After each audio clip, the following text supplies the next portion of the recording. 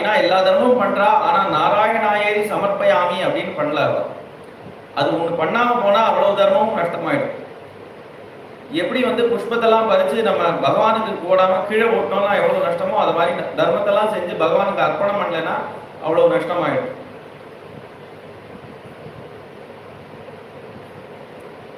எந்த தர்மத்தையும் செய்யும்போது என்ன நினைக்கணும் அப்படின்னா, இது ஒரு பகவத் கிருபையால நான் இந்த தர்மத்தை செய்யறேன் அப்படின்னு நினைக்கணும்.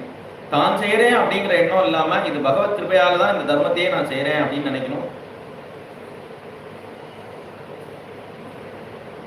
எப்ப நான் செய்யல அப்படிங்கிற எண்ணம் வந்துட்டோ அப்ப அது பலன்லயும் நமக்கு உத்தேசம் இருக்காது, பலனையும் எதிர்பார்க்க மாட்டோம். இப்படிதான் வந்து ஒரு தர்மத்தை செய்யணும், அந்த தர்மத்தை செய்யறதுலேயே நமக்கு சந்தோஷம் உண்டாகணும்.